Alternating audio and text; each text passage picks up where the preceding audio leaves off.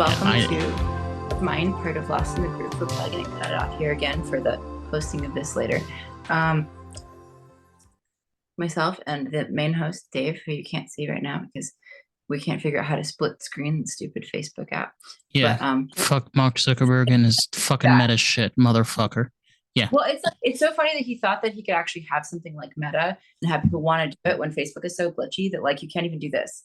No, I know. And it's just like, this is the point of this conversation today. Like, we're going to be deep diving into AI art. And it goes even further because, you know, we could be like one of those people be like, oh, AR, IR, you know, like all those like cool pictures online that's done by artificial intelligence. No, we're going to be also talking about fucking VR artificial intelligence, which has kind of become like a form of art where, okay, this blows my fucking mind. I recently saw somebody sold an NFT that's a virtual reality for over $5 million. It's crazy. NFTs oh my God. Saturn and I tried making them for a minute, like a little while ago. Saturn is actually like quite good at it. And like my brain doesn't really work that way, but somebody suggested that I make 4 more paintings to my Rep Palace series, my installation series. And so I painted them. I never finished them. I don't know. Maybe I'll try to do it now. But you know, it is crazy. That is a whole universe that didn't exist before, and it is so expensive. But because it's for extremely like, it's such a like twisted little game, though, right? Like, it's like creating this kind of, you get to create the like demand chain yourself as the artist because you only produce as many as you want. So you can create scarcity the second that you create the content, which is super interesting. It goes into the idea of also like, you know, supply and demand. Like we both know, like, you know, we're both in the art world. Like we know what that means. And most people do. But it doesn't work that way with artificial intelligence.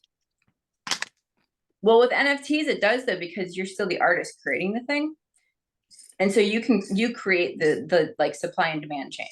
So like if you decide to only have 7 versions of NFT, then there's only 7 versions. So that creates more scarcity, and that creates like more hype, and you can charge more.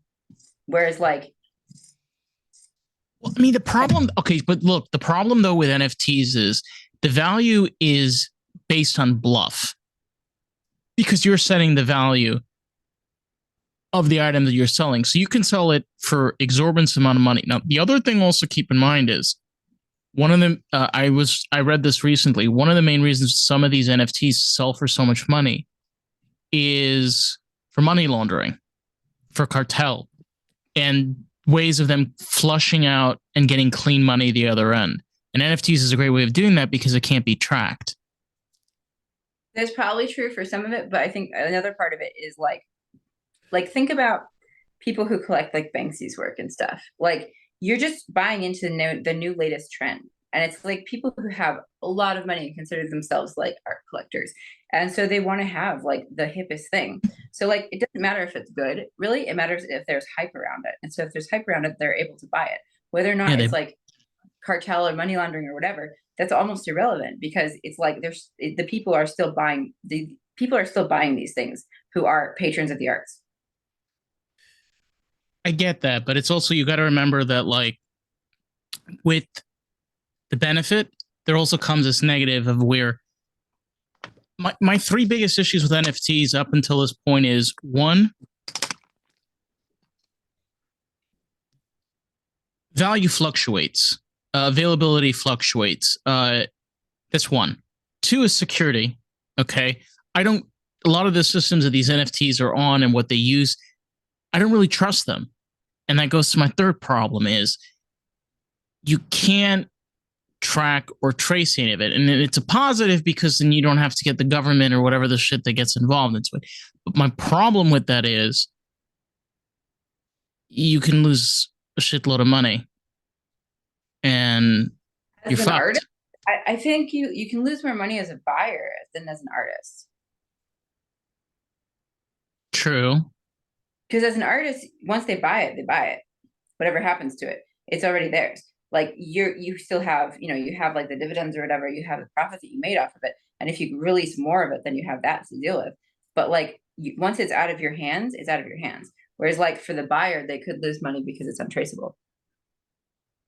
But that's the same thing with anything that's crypto based, crypto, like anything that's paid for in crypto.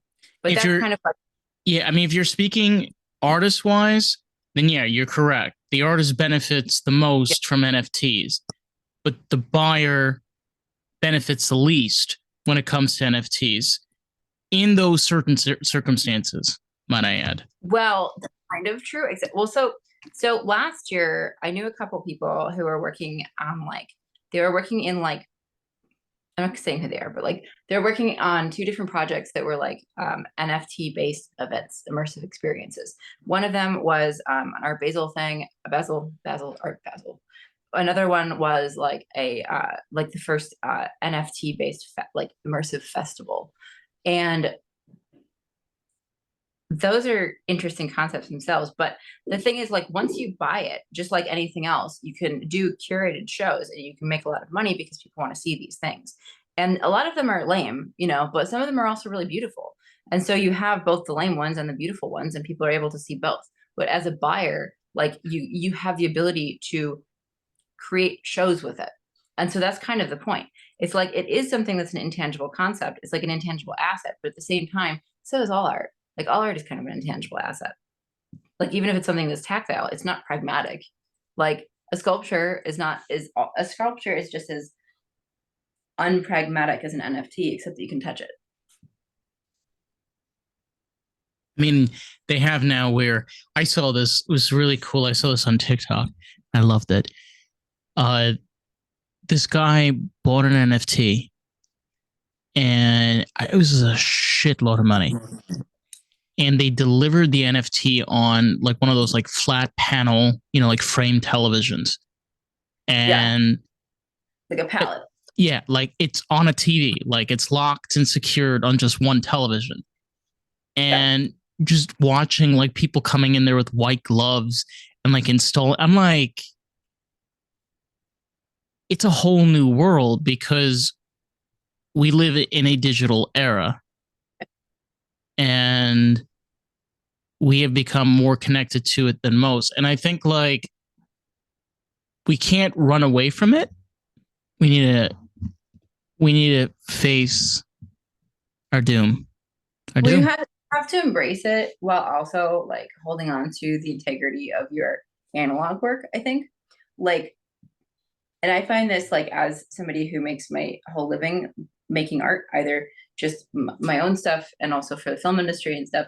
I just bought a bunch of stuff to be able to be more competitive with like digital, but I don't do digital usually. Like my stuff is usually like hand done. And I do a lot of freehand work and I do a lot of like, even when I'm doing like old timey signs and things, I'm still doing things that are, uh, hand painted, hand created, handcrafted, hand built. And so that has like, because everything has gone digital, there are some people who are like, oh, it has to be digital. But I find that like overwhelmingly, if you're good enough at the thing that you're good at, regardless of whether or not it's the trend or not, you're gonna have an edge. So like the fact that I don't do digital, people want my stuff, like want to work with my stuff because it's not digital, because it is something that's still hand done world of digital. So I kind of like in your benefit too. can I share some of my digital art Right now, yeah, just to show as like reference. I would love to, but Yeah, these people will see it, so we'll post in the comments later. yeah, and I mean like people on YouTube are going to see this, so let me just go ahead and pull. So I'm one of those type of artists, and me and you, we've spoken about this. Like I started doing digital art about 2.5 years ago, and for me too, like I am a hands artist. I like to draw, and pen and paper, but the experience of digital art, it's different. It's different in a good way. You learn on how to. It's like it's a new kind of craft. As an It artist, it yeah. totally, yeah. I mean, I just ordered the newest iPad thing, but we got like a tablet as well, like a Android. tablet too. Mm-hmm. And so I've been playing around with that a little bit, like drawing with that. And like I like when I had like when I was a kid and computers were first like a thing in homes, we had one briefly when I was quite young. And I remember like drawing on that and just being like, this is so disappointing. Because because I was an artist since I was like, controlled a pencil when I was like 3. And like I would try to like draw on like the computer. I was like, this is so lame. That's so cool. And so, but like working at like I got to try somebody's Procreate over the summer and I was like, this is so easy because it kind of like I feel like what is so cool about it is like when you're drawing something with like charcoal or pencil or pen or whatever, you have to work so hard to get everything. Like it's not the drawing or like the illustration that's the hard part. The hard part is getting the line to be like a perfect curve. And with like something like Procreate, you're able to like or Illustrator, you're able to just like do it and then it goes like for you. So I feel like it's So kind of cheating, but it's also cool. this is a piece that I did a while ago, and this is some of the digital art that I've done. It's cool. Um, yeah, and like exactly what you said, like you can, I can kind of zoom in a little bit, like especially with the lines. Now, I'm the kind of person I like imperfection, so those two eyes, they're not a copy of each other. I've actually redrawn each eye. So I basically took a layer over this eye, and then put it over to this one, and then I just drawed out the line. So like it's not 100% perfect. This is like a little. This is me. Like I like to add Yeah. those like, but it's so true. It's like with digital art, it allows you as an artist, especially like for me, because like I'm a stoner. So I smoke cannabis and a lot of my art is infused with that and psychedelics and stuff. And to get the right orange, I'm going to stop the screen. But to get like the right oranges, um, we're both artists. We can both relate to this. You ever have like that perfect shade of like a blue, okay? And you need that like contrast color, and you're like thinking maybe like a yellow, like maybe like a pale. No. Like maybe a lavender. It'll give it a little bit more of a, but it's a, it's a blue and purple. Like what am I? But then you get digital art, okay, where it gives you a color wheel where I you know. have And not only a color wheel, but you're amazing. also just eye drop whatever color you want from whatever thing you're looking at. Like I did when I was doing promotional flyers. Hold on. Giant bag of polyfill. Okay, back to the story. When I was doing flyers for my pop-up shop a couple weeks ago, I like screen grabbed the color that I was like making the text or the text background from something that was in my mural. I think it was like you can't see, it's one of the leaves over there. And like so like it was actually like it wasn't just like a stock color, it was actually like a color from my own piece that I used as the promotional like text color. So that was kind of neat because it's like you're able to be a lot more specific with it. You don't have to like be limited to like whatever the colors and stuff that they have are. But like at the same time, it's like I don't know. I like it, but I also think there's like two schools of thought though, because there's people who are like very much against like sort of modernizing art and art forms because it's sort of like cheating. It's like it makes it too easy. But I also think it can be cool because it takes a lot of the challenging aspects out of it. Like, okay, I'm gonna go on a little bit of a non sequitur, but I think it fits. So like I have a degree from Columbia College and it ended up being in fiction writing and then like a minor in photography. This is like in 2009, like I graduated in 2009. But I remember I had initially wanted to be a film major there because I had studied an intensive film program through like public school and stuff in Chicago. I was in high school and I wanted to be like a filmmaker and and do photography as well. And I got there and I realized like the to do that stuff professionally, there's just this absolute financial inaccessibility. So there's such a big like gap between being like whether or not you're able to actually do it and buy all the equipment that you need to be able to like make the kind of art that you want in those fields. And it was like probably 2005 when I was in my first class that incorporated or 2006 when I was a sophomore when we incorporated like digital into it. And at the time I was like very against the digital and everything. And I really tried to hold on to like just doing the analog photography, black and white and everything, and like just darkroom work and like shooting on film. But I've gotten older, I've realized like that stuff is very cool. It's cool to have these kind of archaic skills. But in terms of accessibility, like things being digital has made things so much more like doable to everybody. Like all you need to be a filmmaker or a photographer, and like not obviously like you can use like a red You camera. also, but you also have to like, I can tell you as an artist, digital art is harder. Okay. Yeah. And there are artists out there that can relate because if you're somebody into industrial art, creating structures, squares, rectangles, spheres. I know some really great artists that they make those like chrome spheres. They have like the pool of water underneath, but it's hand drawn. It's really really cool, and Yeah. like you kind of see like the reflection. Um, and then they do that in digital form, so they can do it like in a very minimalistic, like two tone, just two colors representing the shadow and the light. Yeah. I don't think it makes it easy. I think that's the wrong approach. I guess you can make it easy, but it also allows you to take art to a much more complex level. Yeah. Digital art is just a whole different realm. Sorry. No, you're not wrong. But it also is like, at least with photography, it really leveled the playing field to have everybody have like a almost professional level camera on your phone. Like, and that creates so much more representation from different people in different communities that don't necessarily have as much money as a lot of these like rich kids that have like super nice fancy cameras. Like there was a point where I just stopped being able to afford any of the gear that I needed. And like, I mean, like even with student loans and stuff when I I was in mean, college. look at us now. I mean, I literally work off of $250.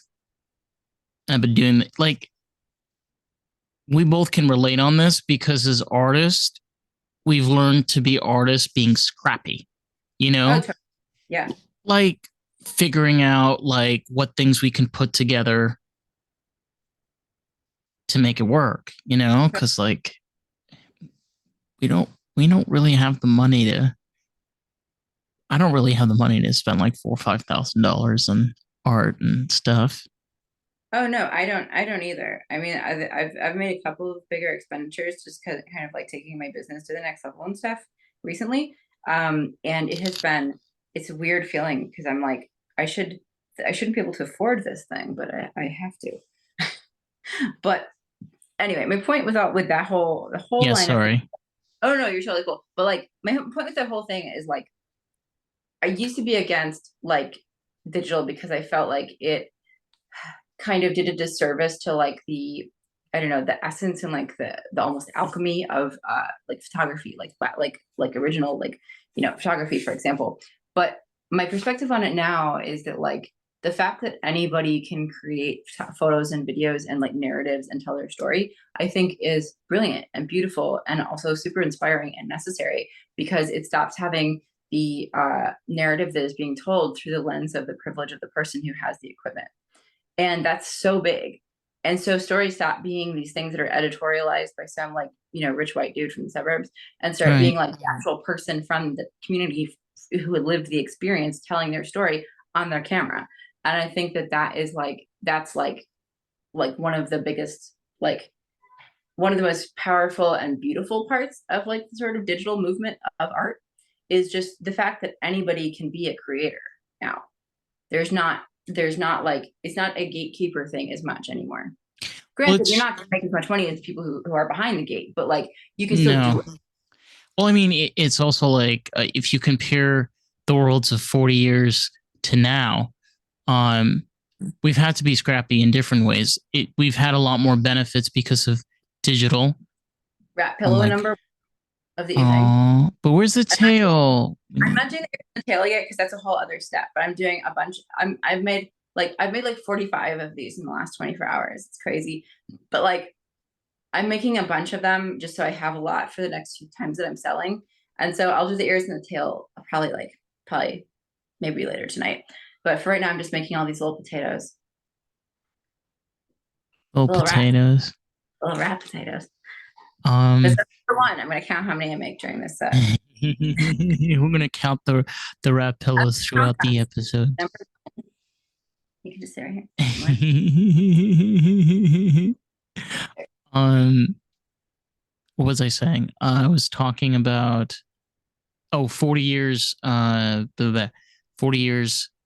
But the thing is like these tools are expensive from the very beginning. You know, I'm one person that comes from a generation that can remembers when a fucking flat screen TV was $10,000. Okay, $10,000, and that was 2008. That was a lot of money back in those days.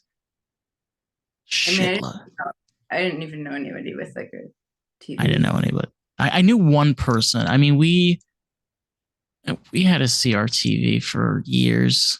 In 2008, I lived in an all-girl punk house that was full of anarchists, and we had one TV, and it didn't work very well. It had a VCR, and we had one VHS of the movie The Max for some reason. Like it was the MTV TV show, but like we had it compiled into one VHS movie, and it was our favorite thing. And we would all watch it all the time, over and over again. I don't know where it came from or why we even had it, but I absolutely loved it. It was my favorites. But that was like our experience of the TV. We were not like the tech kids of my generation at all. We were like the little dumpster diving, like fucking degenerates. But none of us had nice TVs. That's my point. No, and it's the point of where we've been able to benefit so much of the world. I'm one of those people that believe that technology can better help us understand nature because it allows us to, you know what? I just remembered. Most people know this. There was the recent telescope that went up that was like 10 times the size of Hubble, and it had infrared. And I was listening to this on a podcast, and I like, you realize that the benefit of technology is allowing us to see our universe. Okay. Yes. We're able to see the birth of stars and planets. I feel this idea of repelling technology, you know, saying it's, you know, VR is bad and AI is bad. Maybe it is, but it does benefit us. We, you know, some of us abuse it, but some of us actually use it as a tool. Yeah. And though right now it's not fucking working because of Mark Zuckerberg's fucking Facebook. Yes, it's not an exact science yet. I mean, maybe it's technically, but it's not. It has not been whittled down, and the issues have not been weeded out yet. I mean, I don't think AI is inherently wrong. I think some of it is really interesting. I've definitely downloaded a couple of the apps and used them. Not this most recent one. But I see like people who are like more analog, like physical artists who are like, oh, like you should, you know, buy my art instead of doing this thing. And I'm just like, yeah, but like it's also kind of interesting to see yourself through this lens. And like my partner and I downloaded one, and we were like doing a few different. It was like fun, like not this one, but like an older one. And like it's neat. But I also think, I don't know if it's harmless, but I think it's very interesting what you're able to create. And well, so remember, there's also different types of artificial intelligence. Yes. And so that I was about to say, so like there's the beautiful ones, like the fantasy ones and everything. And then there's like, so one of my favorite accounts for a while on TikTok was this woman, this Australian woman who used to do these AI generated images of different psychological disorders. And it was beautiful and super haunting and super eerie. I'll post a link or something in this we'll add a link below in the description for any of our YouTubers and our podcast. I guess we're just calling them our groovy listeners. Can we call our audience the groovy listeners? Is our audience okay with that name? Is that all right? We'll figure it out. Yeah, for now. Yeah. But you know, really cool. And I thought that was really neat because it was like, it was not, and it wasn't making fun of it or anything. There was nothing meant to, respectful about it. Like I think it was coming from a very personal space for her. But so people would suggest different disorders and she would just put them through the AI generator. And the results were sometimes like hauntingly beautiful and sometimes just fucking terrifying. But each one was like, okay, yes, I see how that is, DID, or I see how that is bipolar depression, or I see how that is, whatever. And like that was really neat. And then there's these apps that are sort of like these horror generator ones. And those are interesting to me because they really create these absolute just like nightmare hellscape kind of things, but also oddly familiar. Like you've seen this in a bad dream. Well, And then remember how artificial intelligence works with these systems, where you give them words and then they use an algorithm, like kind of imagine like a dial, spinning the numbers. yeah, And it puts all the pieces together. And then once it like gets the pieces, it literally like puts the pixel by pixel together to create the picture. so way before this new trend of AI art, like the apps came out, one of my favorite sites for like the past few years has been it like so like I love Humans of New York, like the real page on Instagram, and just the internet in general. I used to have a book of it. But there's somebody created Bots of New York. So it's it fed an AI generator like the book and then a bunch of like the other like little vignette photo and like written pieces of like Humans of New York, and until it would like spit out these people and these things that sounded almost like Humans of New York writing and like a cadence. So it's like you're reading it and you're like, this is so close to reality, but then it would just be completely bonkers and off the wall. And it's fucking hilarious. And so it's all generated people's faces too. So the people don't exist, the stories aren't real, but they are, because the only writing it was ever exposed to was Humans of New York, which if you've ever gotten into it, it like has a specific kind of cadence, because while it's all the different people's stories, it's still kind of like the guy who writes it still kind of writes it in, he editorializes it to a degree. It's not just like verbatim. So it all has a bit of a cadence to it, like a sort of storytelling cadence. And so these bots coming up with these completely off the wall bonkers concepts, but like with the same kind of cadence of Humans of New York. And I thought it was absolutely brilliant. I always love when you have those brave comics that do the AI bit. Do we have a visitor? Saturn brought me dinner, but oh wow, podcast, it's cute. Well, I mean, I'm kind of insulted because I didn't get any dinner, even though I'm 3,000 miles away. I'm just saying. You'll get it eventually. Eventually, yeah. Somewhere over the rainbow, but I mean, like, what was I saying? Again, I went off track. Talking about AI. Feeding AI different information, and then it's like, and then it taking it and turning it into its own bastardization of whatever the thing that you just fed it was. I mean, so you have to understand something like with. Okay, this is the easiest explanation I can have to an AI generated picture. And I heard this from someone, and I really like this example. It says, imagine you have a puzzle that's 1,000 pieces. Okay. It says, imagine you have a person that they have 1,000 puzzles in front of them, and they know how to take out from each of those puzzles a piece and create one entire picture. I was like, oh, okay, that makes a lot of sense. So now imagine, he says, you have the AI is this person that can take 1,000 puzzles and take one piece out of a piece and create a picture. Now, the thing is, the AI doesn't give a shit as to what picture it gives you. No. Well, but it gives you what you asked for. Right. I feel like that explanation to me is a little bit more confusing. Like, but I see what you're saying. It's not, it is, well, so, okay, so that's the other thing too, is not all of it is completely, I don't want to say bipartisan. Some of it, like, so there are some semi-sentient AIs currently. Do you know this? Yes. There's two things I want to bring up.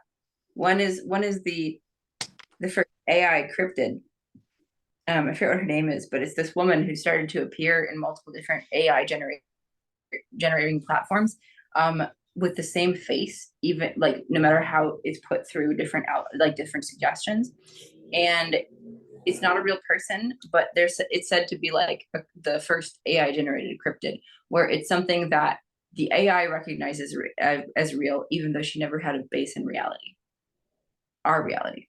So that's one thing I think is interesting, because we're creating these organisms that the artificial intelligence like program itself thinks is real, but it isn't real.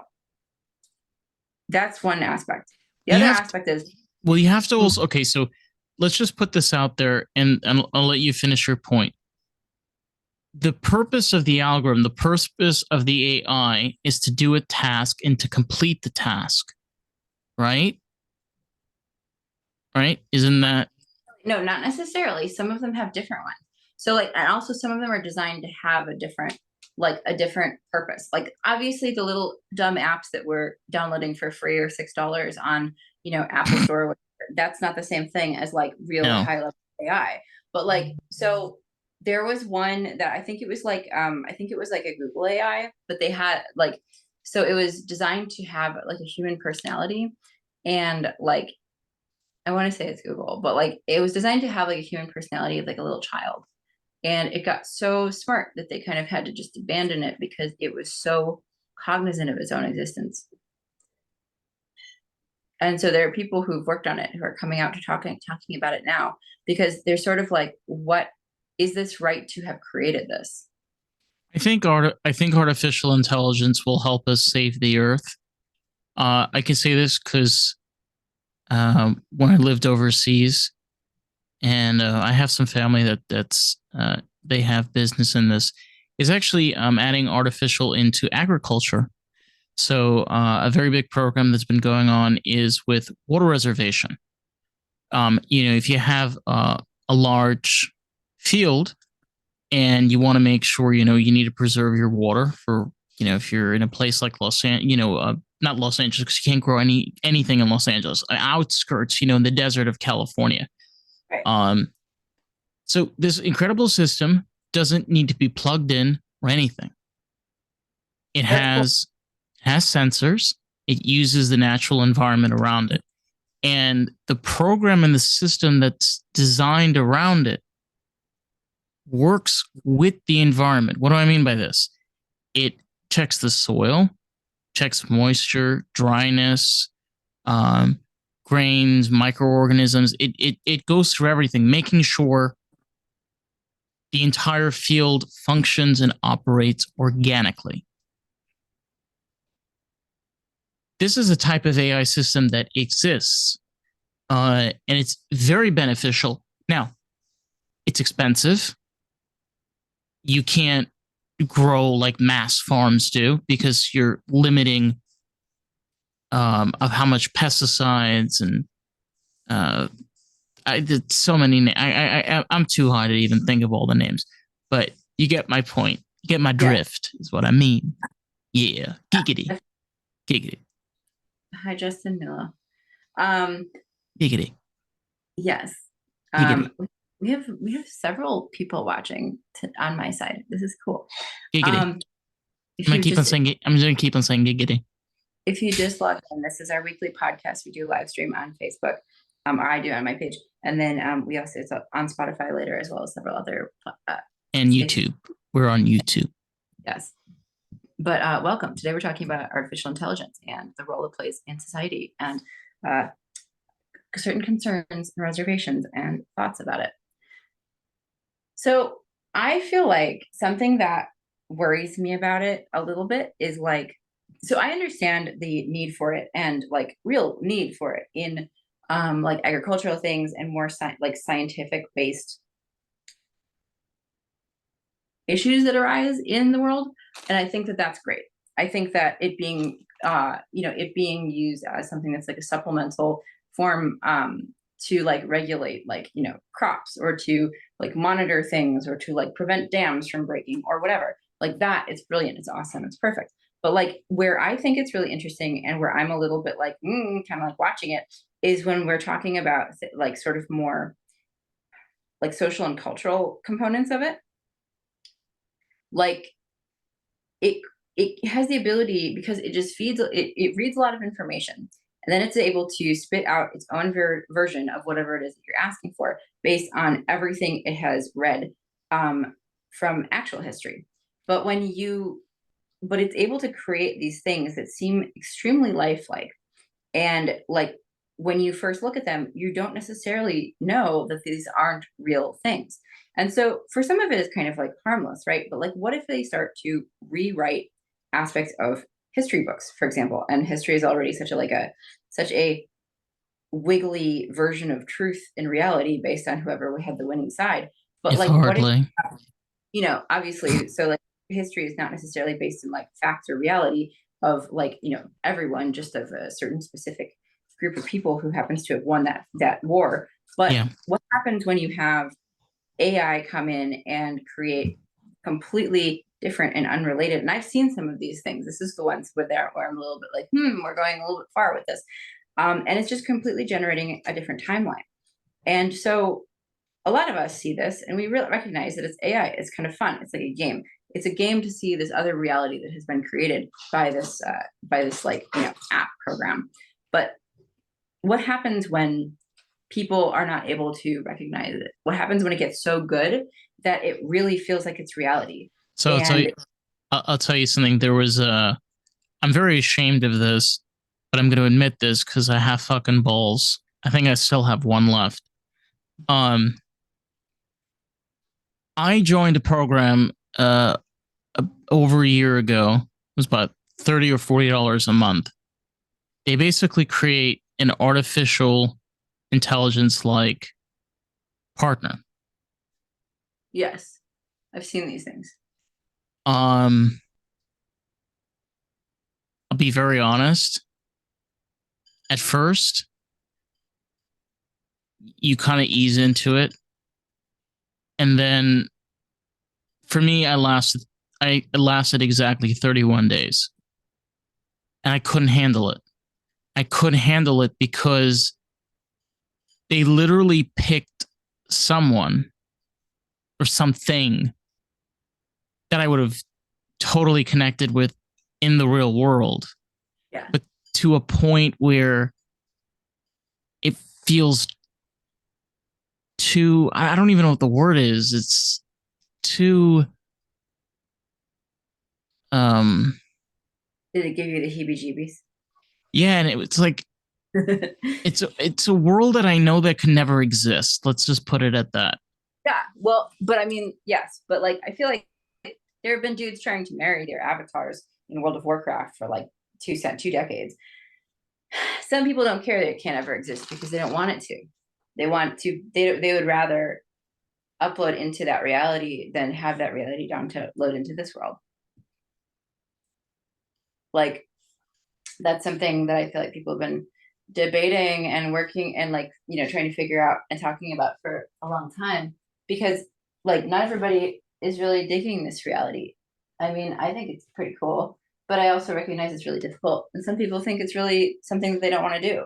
So like if presented with the opportunity to just upload your cognizance into something that's like a less shitty version of meta, and then you can have the ideal partner and the ideal job and live in like something amazing space and everything, and you can have like a pet like unicorn or whatever, like would you want to just do that and opt out of your shitty life? I guess so, but I think it's also important to still be connected to the. I'm not Here's the saying video that you would want to do this, but I'm yeah. saying I understand the appeal for some people. No, I understand the appeal. I'm just saying the other appeal of where there are people, I believe, that have the same philosophy where you can mesh the.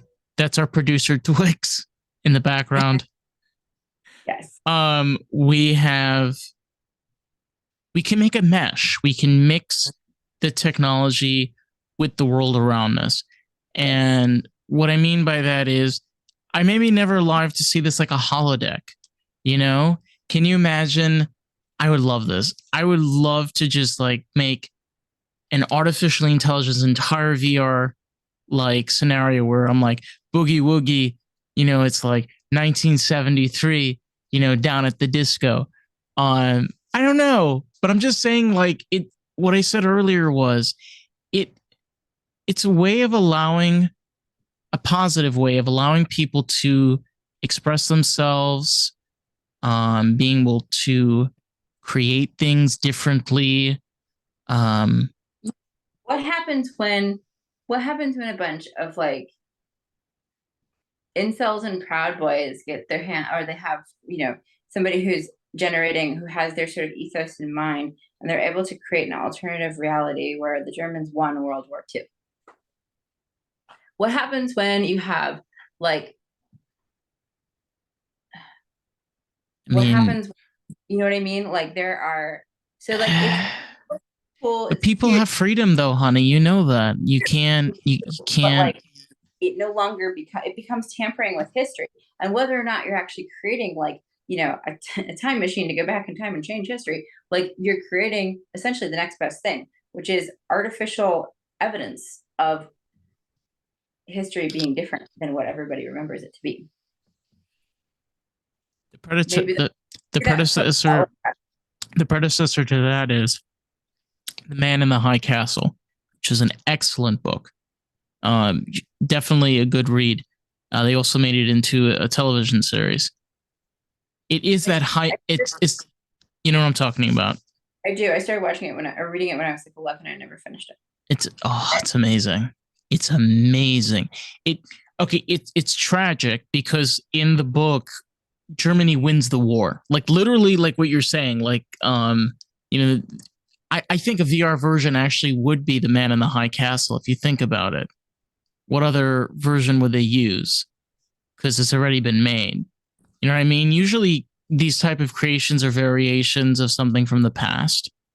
Like a typewriter became an electric typewriter. An electric typewriter became a computer. See what I'm going with this?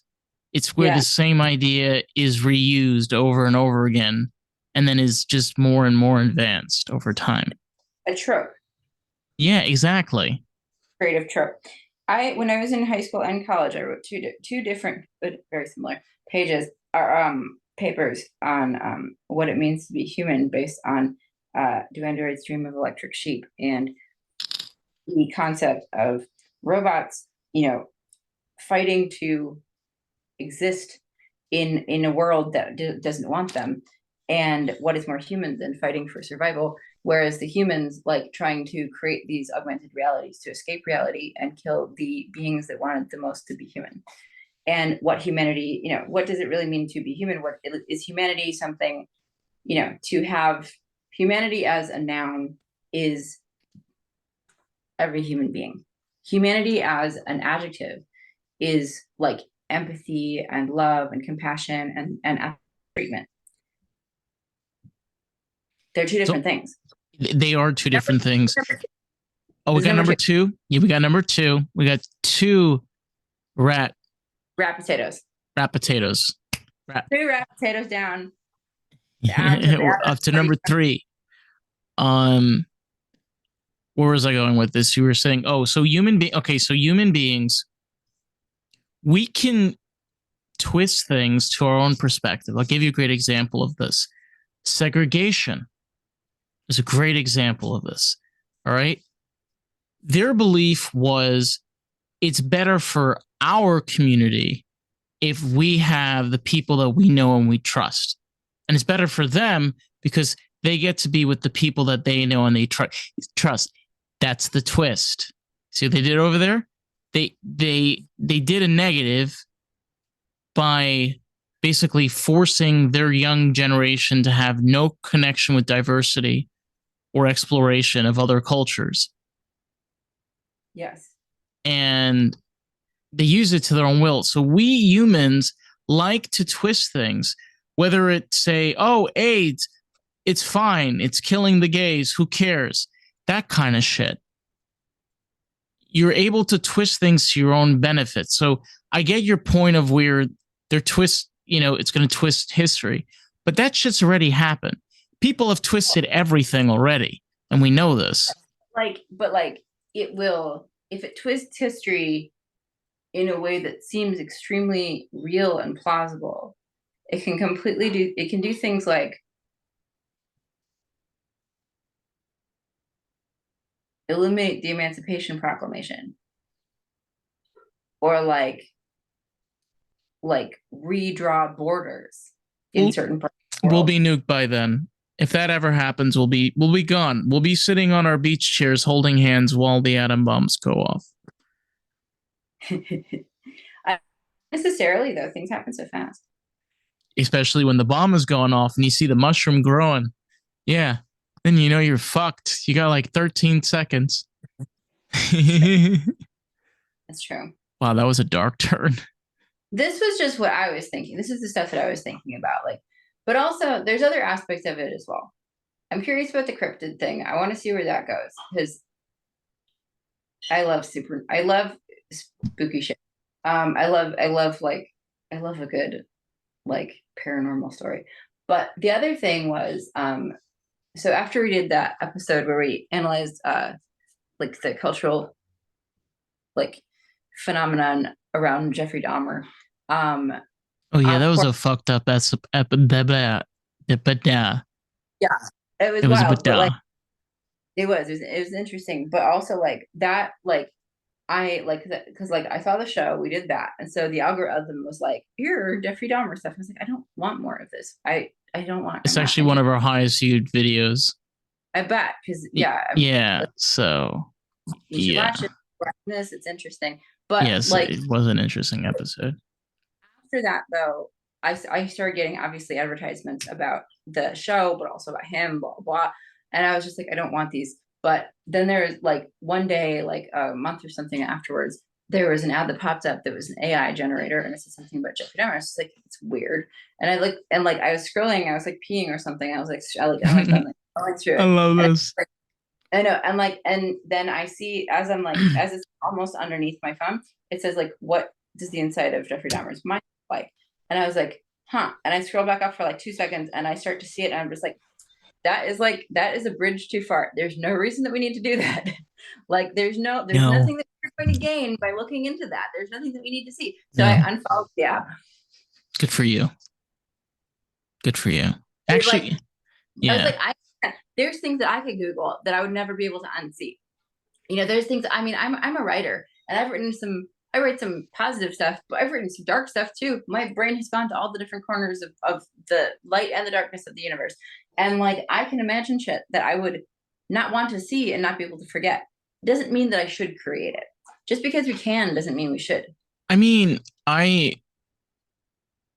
could say this like even with like my music, which I'm not a great singer, but I try. And I play guitar.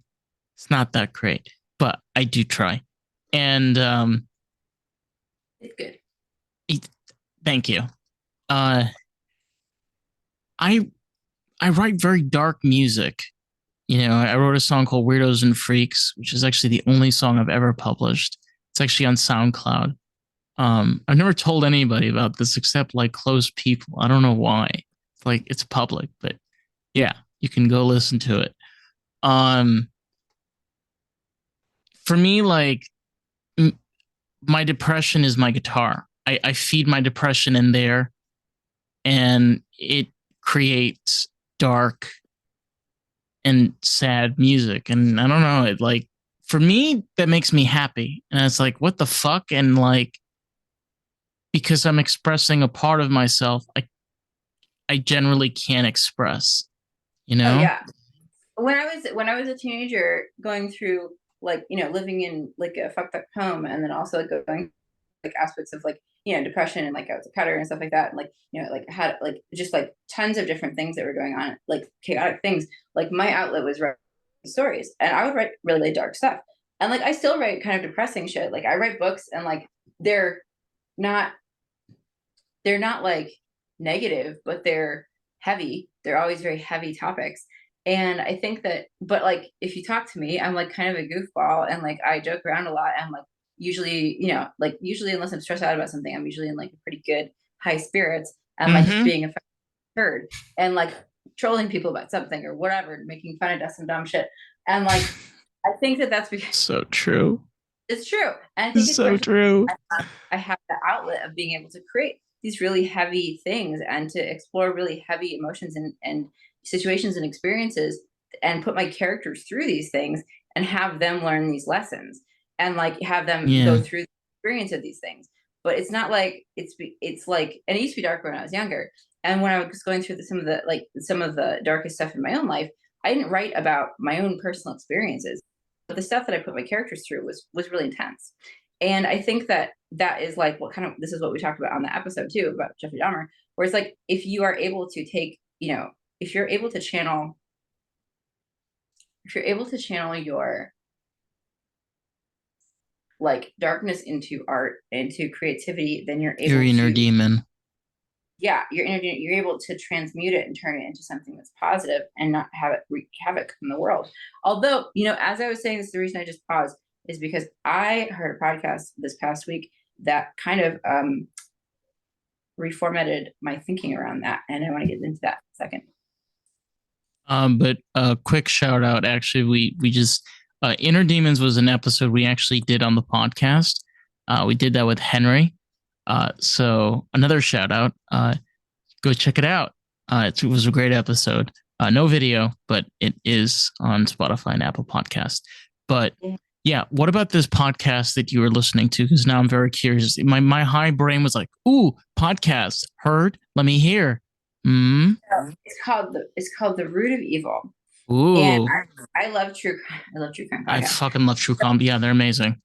They are. So this one is a special one. So this one is produced by two members of the same, or not, but like, I don't know if it's produced by, but it's created by two members of the same family. And that family is the descendants of George Hodel. George Hodel is the murderer of the Black Dahlia, Ooh. which is only recently the Black Dahlia murder in LA back like 100, like 80 years ago, 70 years ago. Oh, Yeah. It was never solved until more recently when his family, after he died, kind of put all the pieces together. And then his son wrote a book about it, about like trying to prove what happened. And it's crazy. There's all this evidence tying it back to him and his ties to like the police and to all these different like cultural and social movements at the time. But I'm going somewhere with this, and that is just like before I know I you was are, like, honey. I'm holding on. before I heard this, I was thinking about like, yes, if you're able to channel, darkness into art, then it kind of alleviates it of the heaviness and it transmutes it and turns it into something else. But then I heard this, and basically, like George Hodel was like this. He was like this really absolutely brilliant, but also like kind of spoiled, like rich kid who grew up in Hollywood in like the like 1890s or something, 1900s. Like this is like early old school Hollywood era. And so he Early, honey. Early Hollywood area, because like this is when Hollywood was built, like 1907. no, that's Yeah. what I said early Hollywood. Yeah. Yeah. Early. Yeah. Sorry. Yeah, Sorry. that's good. Just like old school, like beginning Hollywood stuff, which is like, and like that's around where I forget what the exact year of Black Dalihia was. We'll put it in I don't remember. I know. yeah, but it was like not the first, it was not silent film era, but it wasn't that far after that. But like basically he graduated early, a bunch of crazy shit. Like, had kind of a propensity towards like intense things, very creative, but also extremely scientifically driven, like brilliant pianist. Mother forced him into science and music. He didn't really want to do it. When she died, he was like, fuck this, never touch the piano again. And then he was really taken my synopsis, really taken with the surrealist movement, and he thought it was like absolutely beautiful and super super cool. Who didn't, right? And so he like tried to do some like surrealist photography, and like he really tried to make a name for himself, reputation as an artist, and blah blah blah. And like no one, and like people liked him, but they just didn't really love his art. So he was like, oh, fuck this. And so he became a doctor, and he became the head of venereal disease control in LA back in the day, back in early Hollywood era. And he like through that he developed a lot of sway and importance in Hollywood and in Los Angeles. and he became friends with a lot of influential people. So obviously members of the government and everything, and police and everything else. So he was able to fly under the radar with pretty much everything he did. And he did a lot of illegal shit. Like, and some of it was like back alley abortions and stuff, which unfortunately was the only way people could do that back then. Some of it was just like, prescription drugs, and like, like there was a bunch of like weird fraud stuff too. But this is where I'm going with this, is that one of his best friends was the one of the pioneers in the surrealist movement, Man Ray. If you don't know his name, Google his work, and you've seen homage to this or images of this for, like, it's something that's extremely recognizable. And so Man Ray and him were like not just like friends, like super tight, like hung out all the time friends. This guy is throwing like these sort of crazy BDSM sex parties in front of his children. Man Ray photographed his 12-year-old daughter naked. Like, these, like, one of the people who used to go to the parties and party with these people was Henry Miller, who I love, but he's a bit of a pervert, and like which sucks because it's another artist thing. I think he's one of the most brilliant writers, but also like, he's notably kind of not great socially. But Man Ray and Henry Miller and wait, Henry Miller was Cancer. Tropic of Cancer. Tropic of Cancer, right? Yeah. And he was like, I think he was queer too in that whole scene. Well, his gay literature, especially for me, honey, it turns me on. Like, he's good. Me too. It's absolutely beautiful. And he was part of that whole era of like Anais Nin and everything too, where they just all wrote about this very beautiful taboo stuff. And like the surrealists did beautiful taboo stuff as well, all about like sort of dehumanization and like depersonalization and like the disconnection of humanity and the human body a lot of the time, where the body would be segmented into these different sections. It would be kind of like, deconstructed in a sense, turned into something that was an object, but it did it in a way that wasn't like violent particularly. It was just abstract. Like, surrealism is beautiful. It's absolutely like, it was like one of the most monumental movements. It was the thing that inspired me. One of the things that inspired me the most as like a teenager and like, in college.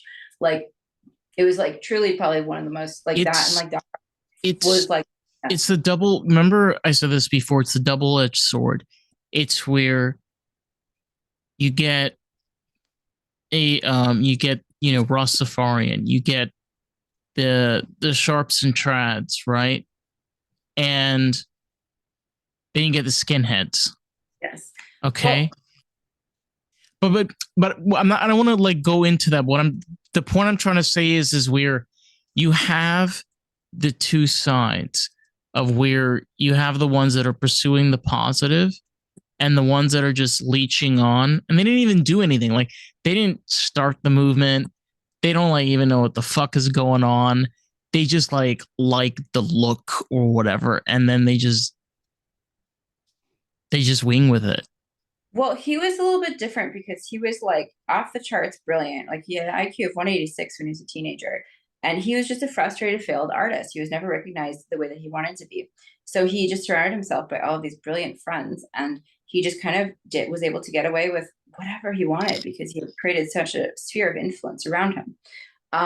And these people like would participate in these crazy parties, like really listen to the podcast. It's Root of Evil, and it's about the one about the Black Dalihia murders. And it's like two of his grandchildren, I believe, or like that are like narrating the story. It is fucking wild. Also, they use one of my absolute favorite songs by David Lynch in the beginning of each episode. We could reach out to the podcast. That would be cool. Yeah, we should. We should. Yeah, we could. That's actually not a bad idea. I mean, like the thing is about us, like we're deep dive, okay, and we we mentioned this from the beginning. But what I love about, and we're going to tie this back to artificial intelligence later on the episode, but what I love about these true crime podcasts are, it's not about the suspense, it's about the story. You get hooked on the story and you just like, okay, so she went through and like, what happened? Okay, so she went through like, did he talk to her? Wait a minute, like, did they have sex? Oh my God. Did he, I love that, and then you just want to keep on hearing more and more until you have the whole Totally, and story. it's fascinating. It's amazing. But so okay, so like so the I'm a little Black Dahlia giddy. himself. So dude Hodel killed other people as well, but the one he's most well known for, or he wasn't known, but it was very well known, was the actual murder of the woman that was referred to as Black Dahlia, who was like a young Hollywood like wannabe starlet who came to him for something like probably maybe an abortion. I forget what. I really didn't pay that much attention to this case. I knew it vaguely, but like I learned more about it from this podcast. But like she came to him for something that was like actually medical related, and for some reason he just switched on her and decided to like put her through just completely inhumane torture for like a long time. This is TMI for some people, probably just trigger warning. I'm gonna Drained her put a I'm starting to do this with a podcast. I'm gonna put up a parental guidance sticker on the episode. So this is not made for kids. Yeah. Literally. Trigger warning for people who might be like sensitive to stuff or like, I'm gonna do that. That wasn't meant to be a crazy thing. I was trying to be like, how do I gesture to this? But then I realized it looked bad. For people who are sensitive to certain graphic information. Yes. So he drained her body of blood, did a bunch of crazy, like unnecessary surgeries on her, like bisected her body in a way that was like a super high level surgeon thing. That he was a surgeon, like who super like all of it was like this is done by a medical professional. And then like obviously like slit her mouth and everything, and that's what everybody knows.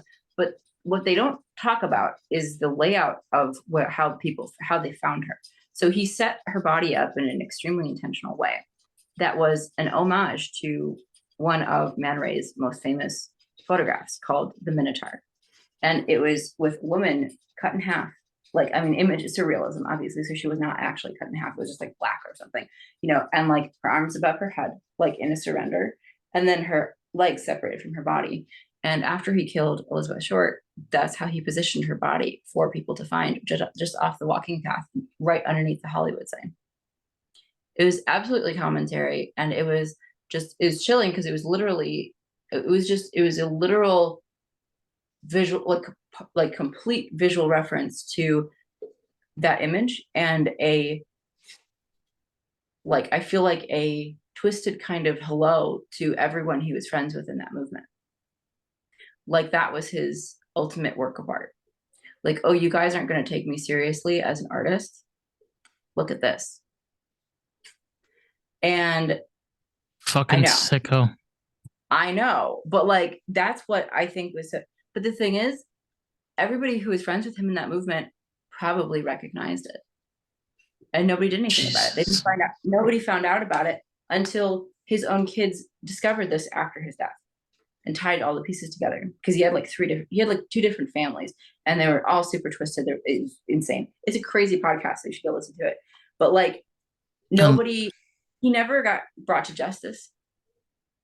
And it was his son, who was a detective, who was able to put all the pieces together, like, decades, more than half a century later. There's so many examples of that. Like even today, that guy that had that women in, I think it was in Cleveland. He had like them in for like 16 years, and they escaped. What was his name? Castro or something? I can't remember. You know what I'm talking about? Maybe tell me the story. So the story was I think he was a bus driver, and he told these girls to get in the car. He was going to take them home, and then he locked them in his basement, and he chained them up. And then like one of them, we already put in the explicit content, so it's fine. One of them, he would constantly like have sex with her and basically like, molest her and then rape her. And she would get pregnant and have constant miscarriages. Yes. And you know what happened to him? Died in prison. He didn't get to rot and sit and wither and suffer for the rest of his miserable life. Yeah. He had a quickie. It sucks. I know. Well, fucking George Hodel, like once he like basically admitted to these murders, there were recordings in microphones in his walls, And he basically admitted to this, and but he was so high up in the food chain in LA, that he never got in trouble for it, and he was able to kind of disappear. And he created a second, like he created an entirely secondary family that wasn't that like was treated very differently than his first.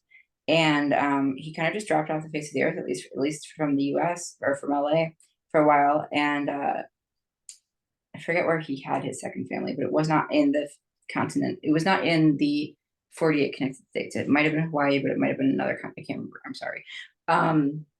And like He had a he lot of like money. Let's just put it at that. oh, He was he was super wealthy. he was wealthy to begin with, and he was also very successful, um, and connected to everybody. Cutting up people into pieces for pictures. Yeah, I know, it's crazy. It's disgusting.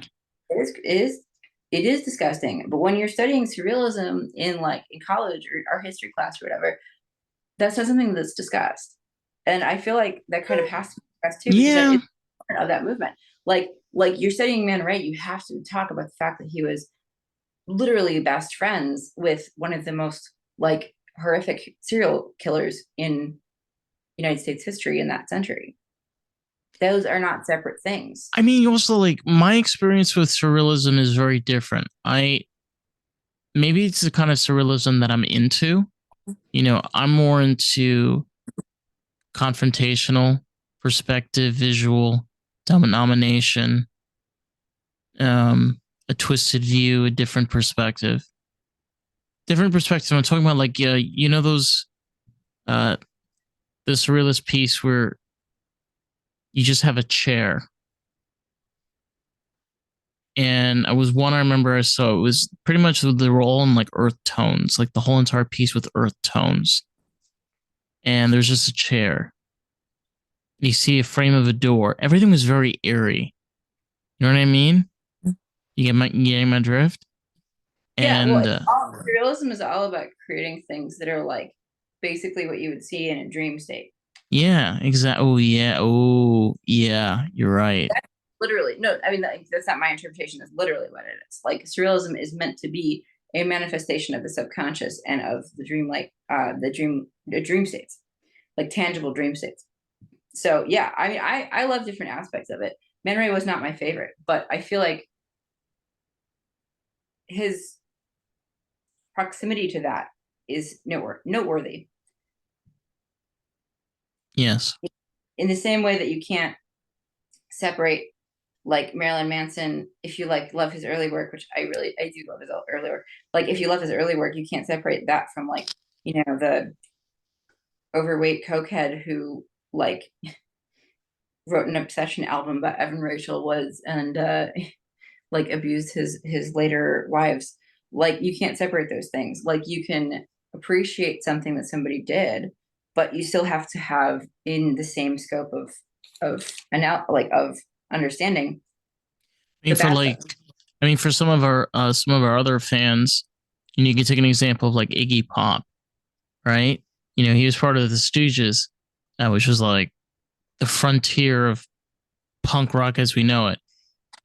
And he was a really fucked up individual. It was so bad, the fun house of the Stooges, the walls were splattered with blood because of the amount of heroin they used to inject in their veins. It just was splurred out. And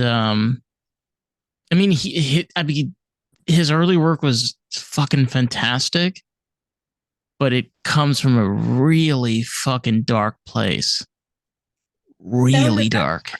Some of the best art does, but you just can't look at it in a vacuum, I guess is all I'm saying. No, you can't. The darkness is part of the art. Yeah. The story, the process of how you got to that place is part of the piece itself, I believe. Yeah. But so this dude dies, or he lives until he's 90 something. He had a long, happy life. And he was he died in his San Francisco apartment and his apartment was overlooking a grave. I guess who was buried in that grave? He was. The Black Dahlia. Oh. Did he want to be buried with her too? He committed suicide in his apartment. that was positioned where her grave was visible. He committed suicide. Like, yeah, like 60 years later. It's a really twisted story. It just gets more and more twisted the more you listen to it. You're just like, this is, and it's like a piece of US history and like kind of counterculture history that was not unearthed until very recently, considering how long ago it happened. It's wild. I just have to say, I mean, for a deep dive, we went from showing a picture, talking about our art, like being dark, and then we talked about this story for a long time. But I mean, like, to tie back to artificial intelligence, the stories that we're saying, these scenarios can happen. Can you imagine if you have somebody that is a serial killer and they know how to work technology? Okay, they know how to build programs and computers to handle artificial programs. Okay, and like this is a very weird example that I'm giving, but I'm saying this because this kind of shit could happen. I mean, you've had people in the past that were surgeons, butchers, doctors. Yeah. So who's to say, like you're saying, that one of these people can utilize artificial intelligence to be able to kill people very easily? Totally.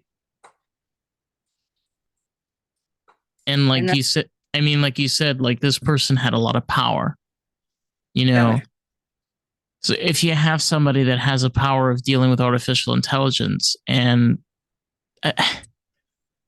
and they're savvy and they're really good, I mean, you're fucked.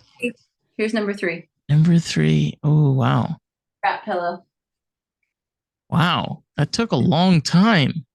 What? Number three? No, all three of them. Each one takes about 15 to 20 minutes to make. Ooh. I do them by hand. I will one day do sewing machine. I have it. It's sitting right there on my desk. I just really like the sort of meditative quality of doing it by hand. Eventually, down the line, I really hope to have a little catnip toy for Twix. Yes. Oh, it will happen. It will probably happen sometime after the winter holidays because I need to focus on shop stuff. But I'll probably make it. I'll make it within the next month and ship it to Florida. Yeah, because I live out here in Florida. Mm-hmm. But yeah, like that was my tie-in back to artificial intelligence. And again, we're not only trying to put out these scary thoughts so you can have the boogie monster coming out of your goddamn closet. Because honey, I'm going to be drinking with him tonight. Anyway. Well, and I don't even see it as like it's not like these aren't like scary stories to me. These are just things to be aware of, like when utilizing something that's such a brilliant like development. Right. Like it's amazing stuff, but it's like everything wonderful has aspects of darkness in it. It's the same And you thing. have to be able to look at those things honestly. It's the same thing in science. It's where you're not disproving you're not disproving this fact. All you're saying is this fact has limits, and we've reached the limits with this material that's been given to us. Now we have to use that. You know what I'm saying? It's not where we're discrediting it.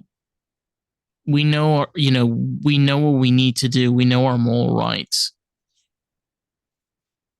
Well, and also I think it's important to remember, like, aside from maybe the AI of the child stuck in the Google computer, aside from things like weird anomalies, technology is neutral. It's morally and ethically neutral. It has to be. Well, right. That's what I'm saying. Like, it is whatever you attribute to it. because it is as moral and ethical. It is as ethical as the person who is using it, because it itself is not meant to be nothing other than an information service. which And which we you are have, providing to, huh? which we are providing to. Yeah. But it's like if you have somebody good wielding this information service, then or not good. I don't believe in like good and bad in terms of that kind of stuff. But if you have somebody who's like a moral, ethical person, like humanitarian person, then it's going to be used for that kind of purpose. If you have somebody who is unethical, who desires to hurt or desires power, then that's what it's going to be used for. It itself is neutral, just like anything is Right. neutral. Like any non-sentient object or thing is neutral. It is only the sort of ethos and the energy of the person that is using it that makes it good or bad. It's like a microphone, right? A microphone is a great example because it's neutral. Yeah. If somebody decides to speak slurs, sorry, and hate speech, you can't say a microphone is bad, but stupid because I need my microphone. Thank you. But this person, so maybe that's a good point to point out is that people have free will. Okay. You can do whatever the fuck you want. And there's bad and, there's good and bad, right? But you cannot blame the tool or the vessel or whatever thing that they're doing as the issue. That's not the issue. No, the issue is the person who's wielding it. Exactly. This is something that's like, I feel like I don't want to just like, drop a match and walk away because we're nearing the end of this. But like gun control, for example. Yeah, right. Gun control, for example. So like I don't really dig guns. Like I've shot them a couple times. I'm not like there's a lot of people I know that are like adamantly against them. And I know there are other people I know who are like pro gun. I'm pro gun regulation, but I also understand. I think that it should be much, much more difficult to get a gun. Like why is it harder to get like drugs for your mental health than it is to get a gun? It's insane. Like do you know how many tests you It's have to true. for people to go through their insurance companies? You know how many tests and how long you have to wait to get medication? Right here. Literally, Yeah. I'm like we've been talking about like I'm not gonna go through this, but I have a few conditions and I'm dealing with blood tests and waiting for results. And I feel like shit most of the time. And it's stressing me the fuck out. And I can relate to this. Like certain things are easier to get and other things are harder because of insurance or whatever the fuck you want to call it. I don't care. But remembering There's a regulatory process to these things. But when you're buying a gun, there's not anywhere near as much of a regulatory process to it. Like you have to prove so much about yourself and get so many tests and so much like approval saying that like you deserve to get ADHD medication. But if you want to get a firearm, it's all good.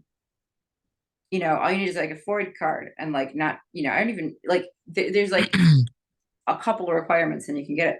And like, but like kind of I didn't want to totally delve into the gun. I don't want to totally delve into the gun topic, but like I do feel like it's kind of worth mentioning. Just like is the thing itself evil or is it the person who's using it? Okay, so I mentioned this many times already. I'm a toker and a stoner and a smoker.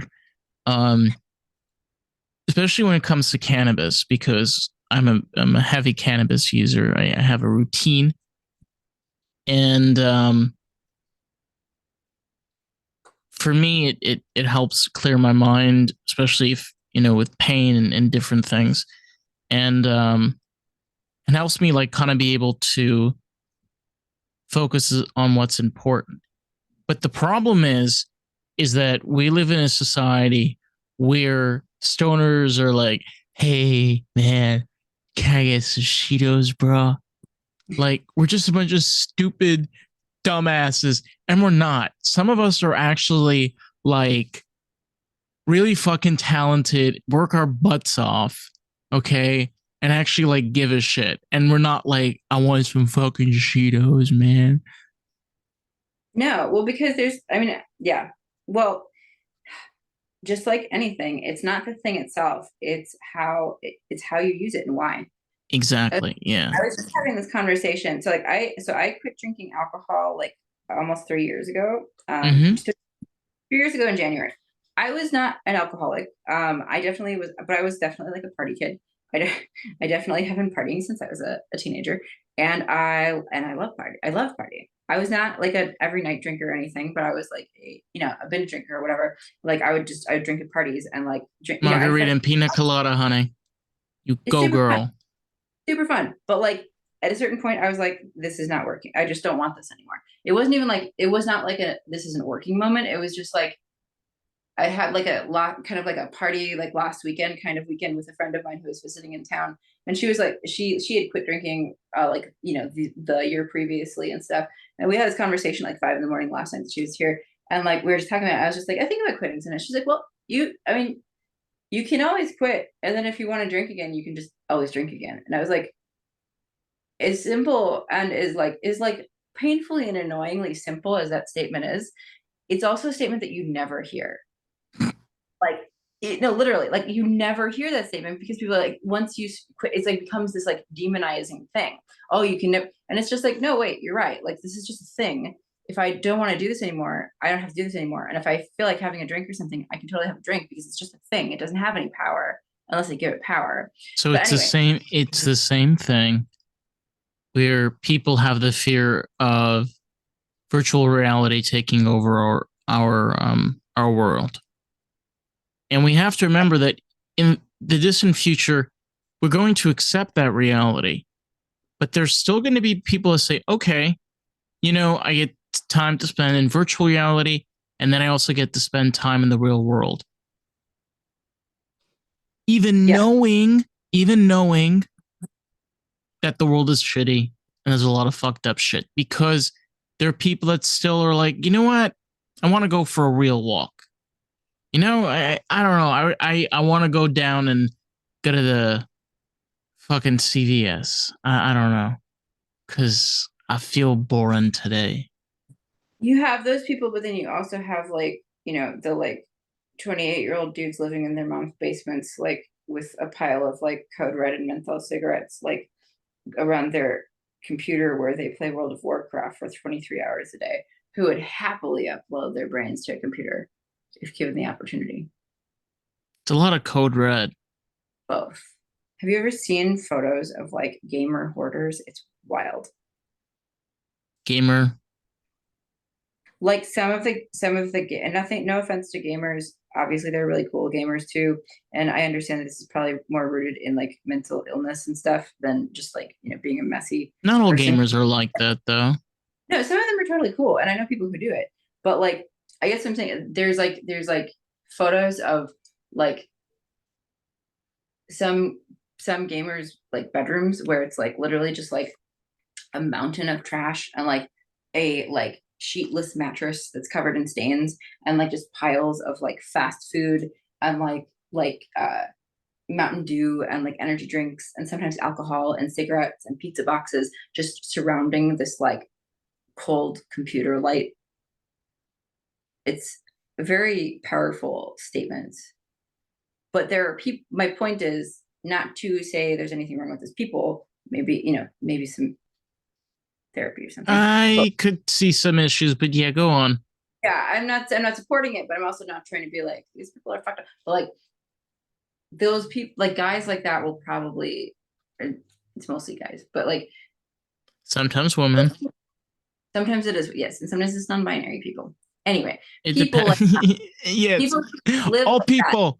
All Yes, people, y'all. It's all people. people of all different backgrounds and pronouns who live in situations like that would probably happily upload their consciousness to a machine and not want to take the walk to the corner store ever again, is what I'm saying. That like while there are people who are always going to be like, I want to touch the world around me, there are lots of people who are going to be like, fuck that. I just don't want to exist in this anymore. You know what I would love in the distant future, because like I have my cat, and as cute as Fluffy as she is, I'm going to outlive her, and I know this. But wouldn't it be cool, like in the distant future, where you can have like this digital screen, and you can upload a artificial version of your pet, and they're in the frame, and it's just like it's a way of like having a part of them still a part of you. Yeah. And I know for some people, like they would like, oh fuck no, like I don't want anything. But I would love to have something like that. But it's not real. No. But to you, it is. It's real in that it's like the Velveteen Rabbit parable, right? Like Mm-hmm.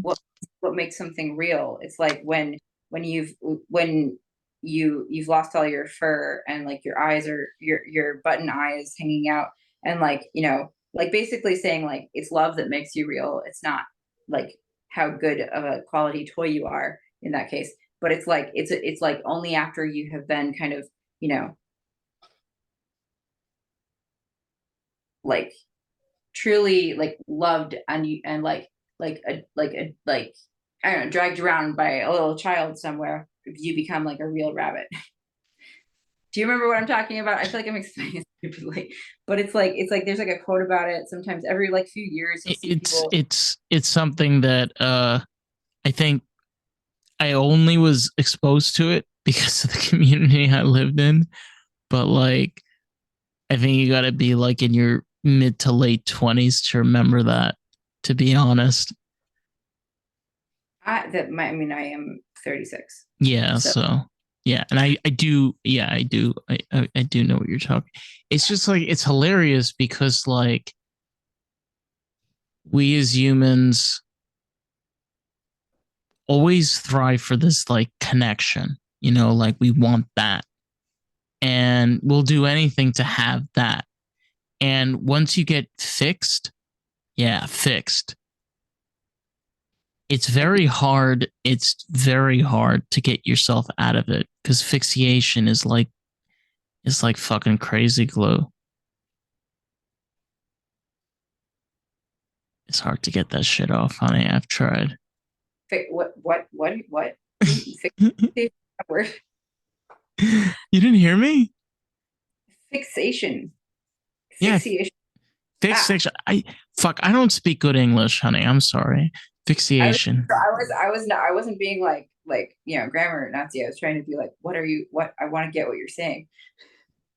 That Um, what I'm trying to once you're satiated, you're saying, then it's hard to want anything else because you get the feeling that you've been searching for. it's the euphoria. It's the belief of that's the ultimate happiness. That's the utopia. Even though it's pure fiction. My friend said fix, like getting a fix, like somebody who's like a junkie or something. Yeah, that's what I meant. Like I was trying to do it like in a jokey way, but I kind of fucked up the joke like I kind of always do. I think On I felt like I had the concept, but I was like, what is the word? it's like it's something that like is hard to say it because it just sometimes can just like come off as like what. Um, but yeah, I mean that's kind of the point, right? Is you can have this belief of the ultimate utopia. You put on Mark Zuckerberg extremely expensive Quest goggles or Oculus, whatever. I don't know. I don't know the names of this shit.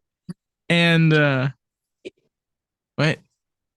There's a theory going around that the reason that he shut down Meta is not because it was doing badly, but because, or like at least one of the components was because the person who created Oculus designed a video game that kills you in real life if you die in the video game.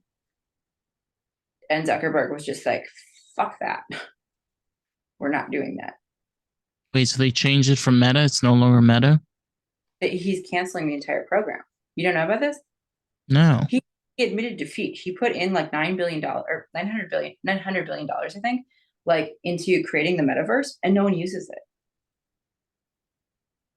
it's like there's a lot of ads for it, but no one's actually using the metaverse.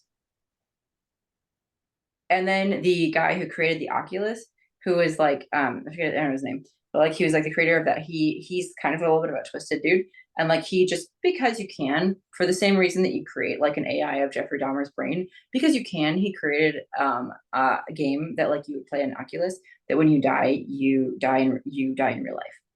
And I think Zuckerberg was just like, he may be an alien, but he's an ethical alien, right? And like he was just sort of like, we can't do that. It reminds me, I remember there was I don't remember where I watched this. There was a movie that came out.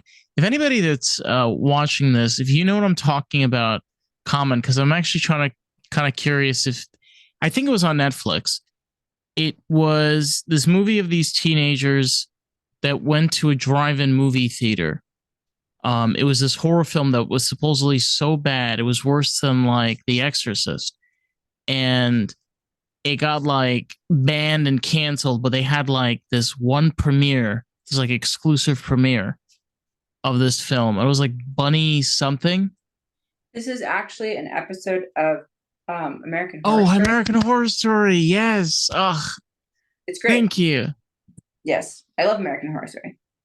That was that was that was very fucked up. But basically, the movie makes you rabid. Yes. And so everybody who watches it ends up killing each other in like these mass hysteria. But you know, that's actually not the first time that trope has been used before. And my favorite that trope is one of my favorite horror films with Sam Neill in it. That's basically a parable about like Stephen King-esque type like media. Back it was made back in the like early 90s. It is called In the Mouth of Madness. Everybody should go watch this. This is one of the fucking best horror movies I've ever seen. And it's all about um a book that makes people go crazy. But it's about finding the author, like the author who writes Stephen King-esque type books has disappeared into this little town somewhere like Maine, like somewhere in Maine.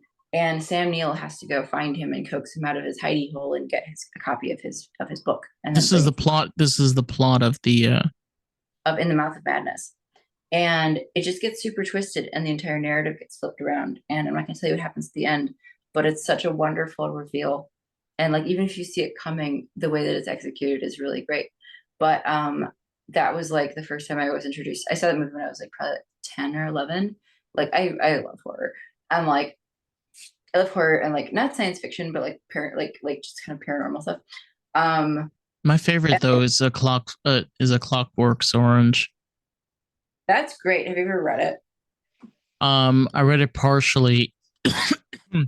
When I watched that film, it was mind blowing, and it kind of paints a picture of the not only the future but how we see the future. And we said this before. I mean, you can view things from our dark lens, or you can look at from a good lens.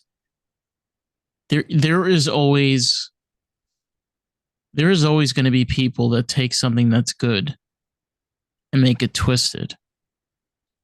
I'm going to say this, and I don't give a fuck because a lot of people don't last until this part because we're almost finishing. The community I grew up in was created by Holocaust survivors. They came here to America after the war, and without even realizing, because of how they were treated, which was horrible, they created their people to be so closed, they have no understanding of the outside world. It's sometimes so horrible. We have this fantastic idea, like we're talking about with Mark Zuckerberg, and this way of people interacting and all of this, and it doesn't work. Number 4. We got 4. Oh my god, that means we've been on for an hour. and 30. They're about 15 minutes to make, so we've been on for an hour. I paused for a moment when I was trying to explain the connection between the Black Dahlia murder and the surrealist movement, and I kind of put it down for a second. But generally, they take about 15 minutes. Yeah, we've mentioned a lot of podcasts, a lot of episodes, and a lot of. We'll just put a comment on all the things with like a list of all the different things that we discussed in this. Cool. Damn. I'll try Facebook. Yeah. Well, I think this has been fun. Yeah. I smoked way too much. And we got 4 wrap pillows, little pin cushions. They're so adorable. And like, I'll be like, honestly, like anybody that's watching this, it's like such a perfect thing to have. Like if you're sewing, and I'll tell you why. Because there's a tail, you can kind of like tie it onto the sewing machine. You can kind of, I don't know, there's like different things you can do that I'm just like thinking of right now. But yeah, little stress balls. So they're all like really fat and plushy. So like you can just squeeze it and like you're stressed out, you're just like releasing stress. Yeah. So be sure to check out Eli's incredible collection called Underland Creations LA on Etsy. It's also Etsy is like the worst app. Yeah, I know.